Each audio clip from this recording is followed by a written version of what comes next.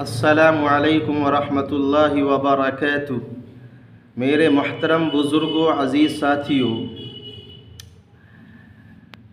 مجھے آج آپ حضرات کو یہ بتانا ہے کہ قیامت کے دن اللہ تعالی ہم سے بہت ساری چیزوں کے بارے میں پوچھے گا۔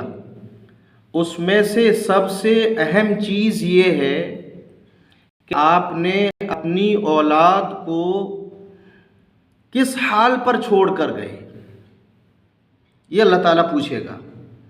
آج معاشرے میں ہم دیکھیں، ماحول میں ہم دیکھیں، بیٹا اپنے ماں کو مارتے ہوئے ہم نے دیکھا ہے، بیٹا اپنے ماں باپ کو ڈھکے مارتے ہوئے ہم نے دیکھا ہے۔ اسلام تو وہ مذہب ہے کہ الجنت تحت اقدام الامہات، اسلام کہتا ہے کہ جنت ماں کے قدموں کے نیچے ہے اور باپ جنت کا دروازہ ہے۔ وہ عظمت والا مذہب ہمیں اللہ نے دیا، پھر کیا وجہ ہے کہ ہمارا مسلم معاشرے میں آج اولاد ماں باپ کی عظمت کھو رہی ہے؟ اللہ کے پیارے رسول جناب محمد الرسول اللہ صلی اللہ علیہ وسلم کے دور میں ایک صحابی کو کلمہ نہیں منہ سے نکل رہا، اللہ کے پیارے رسول جناب محمد الرسول اللہ صلی اللہ علیہ وسلم کو بلایا گیا۔ اللہ کے نبی صلی اللہ علیہ وسلم سمجھ گئے کہ اس کی ماں کو بلاؤ۔ ماں کو بلایا گیا تو ماں سے پوچھا، آپ ناراض ہو یا خوش ہو؟ کہ میں تو ناراض ہوں، اس نے مجھے ستایا، برا بھلا کہا، کہ اس کو معاف کر دو۔ کہ نہیں، میں معاف نہیں کروں گی۔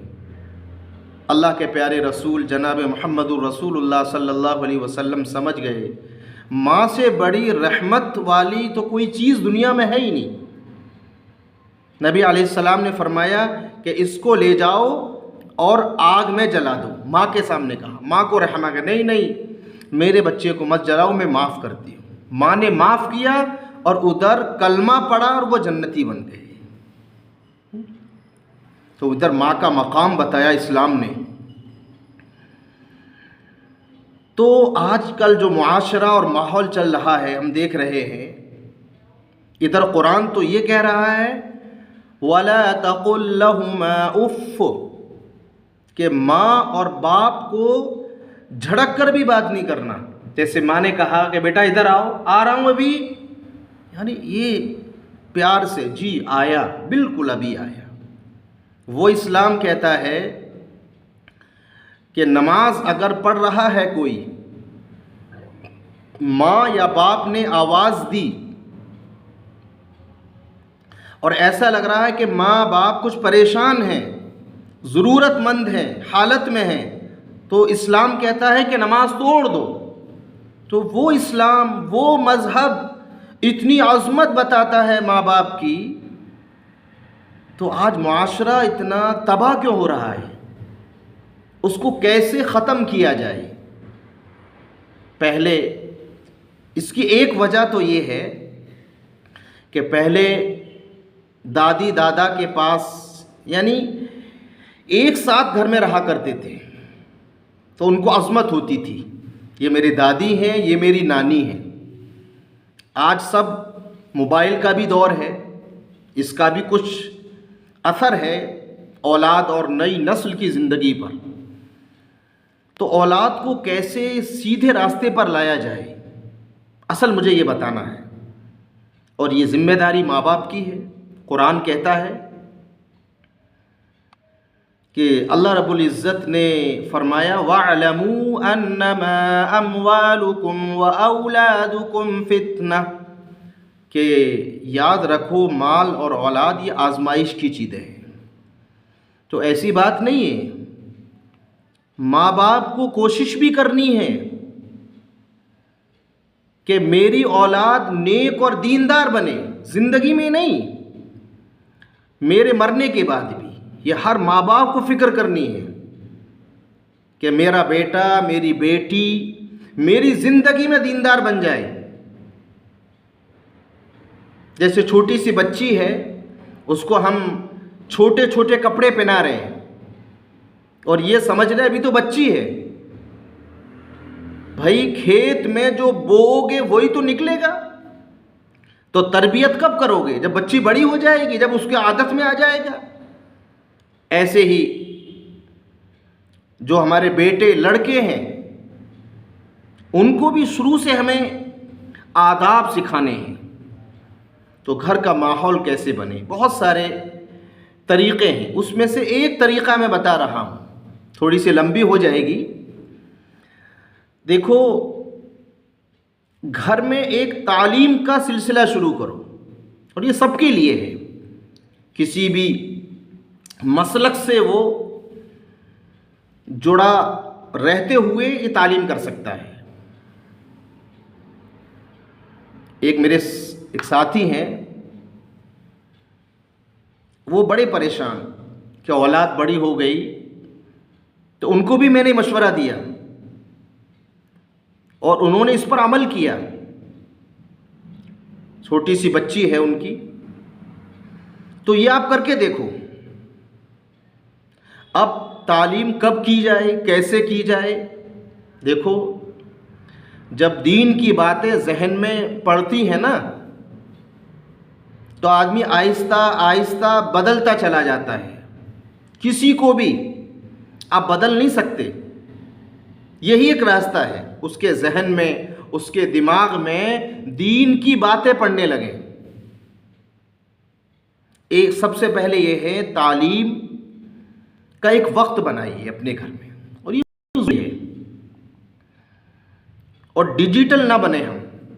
بہت سے حضرات کیا کرتے ہیں کہ قرآن کریم یا کتابیں موبائل میں ڈاؤن لوڈ کر کے اس پہ پڑھتے ہیں۔ بھئی اس کا بدل کیسے ہو جائے؟ قرآن میں اللہ رب العزت کہتا ہے قرآن کے لیے، لا یمسہ الا المطہرون، قرآن کو پاک ہی لوگ چھوئیں گے، یعنی قرآن کو بغیر وضو کے نہیں چھو سکتے۔ اور آپ کو پتہ ہے بغیر وضو کے نماز بھی نہیں پڑھ سکتے، تو وہ کام جو وضو کے ساتھ شریعت میں ہے وہ عبادت ہے۔ قرآن کا چھونا بھی عبادت ہے، قرآن کا پڑھنا وہ تو ہے ہی ہے۔ اب آپ موبائل میں قرآن پڑھ رہے ہیں، موبائل میں گندی چیزیں بھی ہوتی ہیں، میں یہ نہیں کہہ رہا کہ قرآن میں نہیں پڑھنا، قرآن موبائل میں نہیں پڑھنا چاہیے، ہاں مجبوری میں آپ پڑھیے۔ اسی طریقے سے بہت ساری کتابیں ہیں، اہتمام کریے۔ مجبوری آپ کا معمول ہے قرآن پڑھنے کا، کہیں قرآن ہے نہیں، مجبوری میں آپ قرآن پڑھیے۔ مسجد میں ہے، مسجد میں قرآن ہاتھ میں لے کر پڑھیے، گھر میں پڑھیے میں لے کر، اس کا الگ ثواب ملے گا۔ تو یاد رکھو، تو ڈیجیٹل ہم نہ بنیں۔ تو گھر میں جب ہم تعلیم کریں تو بڑے سب سے پہلے ایک وقت طے کریں، اس سے بڑا فائدہ ہوگا۔ اگر آپ کے بچے بگڑے ہوئے ہیں، بیٹا بڑا ہو گیا، بیٹی بڑی ہو گئی، اب وہ کیا کیا حرکتیں کر رہے ہیں وہ آپ سمجھتے ہیں۔ بہت سے شرابیں بچے پی رہے ہیں، ماں باپ مجبور ہیں، بے پردہ گھوم رہی ہیں، ماں باپ مجبور ہیں، کیسے ان کو سدھارا جائے؟ تو خوشامد کر کے ایک وقت بنائیے پہلے،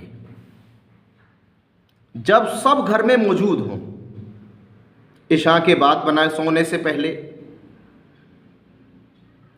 اور زبردستی کسی سے مت کریے۔ ایک بزرگ کو بتایا گیا کہ آپ گھر میں کتاب تعلیم شروع کیجئے۔ اب انہوں نے سوچا میں کیسے کروں، تو انہوں نے زور زور سے تعلیم شروع کر دی۔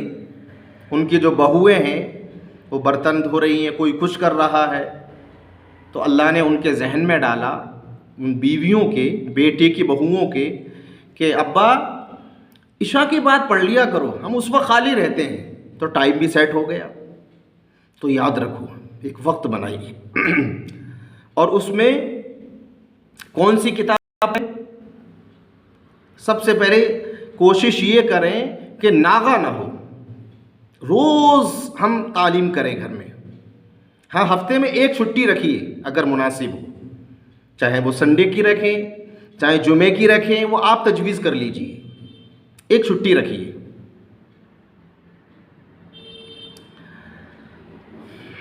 اس کے بعد جو ہے سکون کا ماحول بنائیے اور کوشش کریں کہ گھر میں جو لیڈیز جیسے ماں ہے، دادی اگر ہیں، وہ تعلیم کریں. اب تعلیم کون سی کریں، کس کتاب کی کریں؟ تو بہت ساری کتابیں ہیں. حضرت تھانوی رحمۃ اللہ علیہ نے کتاب لکھی ہے حیات المسلمین، جو ہمارے دوست میں ابھی بتا رہا تھا، انہوں نے حیات المسلمین کی تعلیم شروع کر دی. اور 1 منٹ کریے شروع میں، صرف 1 منٹ، ایک بات بتائیے، اور اس کے بعد 1 منٹ کے بعد تھوڑا سا بڑھائیے، اور اس میں تھوڑا سا آخر میں دعا بھی کریے. بتاتے ہیں ہمارے دوست کہ تعلیم شروع کی آہستہ آہستہ، پھر میں تعلیم کو بڑھاتا گیا. اب تعلیم کے لیے بتا رہے ہیں کہ میں نے بہت ساری کتابیں شروع کی. 3 سال کی بچی تھی، آج 13 سال کی ہے. بہت ساری دین کی باتیں پتہ ہو گئی. ہمارے نبی کی کتنی بیٹیاں تھیں، ہمارے نبی نے کتنی شادیاں کی، ہمارے نبی کی بیٹی فاطمہ رضی اللہ عنہا کیسے پردہ کرتی تھیں، نبی علیہ السلام کب نبی بنے، یعنی جو سیرت کی معلومات ہیں وہ ساری چیزیں سب کو پتہ لگ جاتی ہیں. آج اسکول اور کالجز کا آپ کو حال معلوم ہے، کیسا حال ہے. بڑا افسوس کا مقام ہے کہ ہم اس کی فکر نہیں کرتے. تو اور میں کچھ کتابیں آپ کو بتانے جا رہا ہوں جو آپ وہ آہستہ آہستہ شروع کر سکتے ہیں، اور بڑی اہم کتابیں ہیں. ایک ہے اسوہ رسول، اسوہ رسول ڈاکٹر عبدالحی صاحب کی زبردست کتاب ہے. ایک ہے اسلام اور تربیت اولاد، یہ کس کی ہے، رائٹر کون ہے، مولانا حبیب اللہ مختار. اس کے علاوہ روشن قندیلیں، اچھی کتاب ہے یہ بھی، عبداللہ فارانی، یہ رائٹر کے نام بتا رہا ہوں، خریدو تو رائٹر کے نام سے. اس کے علاوہ بچوں کی تربیت اور نگہداشت، یہ ڈاکٹر اطہر انور کی ہے. چھٹی ہے قصص الاولیاء، اللہ والوں کے واقعات، اس کے رائٹر ہیں محمد عبداللہ. 7ویں بک ہے حکایات صحابہ، حضرت شیخ زکریا رحمۃ اللہ علیہ کی. فضائل اعمال، فضائل اعمال بھی آپ تعلیم میں رکھ سکتے ہیں، اچھی کتاب ہے. اور 8ویں ہے سیرت الانبیاء، عبداللہ فارانی کی. اور ایک ہے 9ویں آج کا سبق، یہ تالیفات اشرفیہ، یہ بہت اچھی کتاب ہے.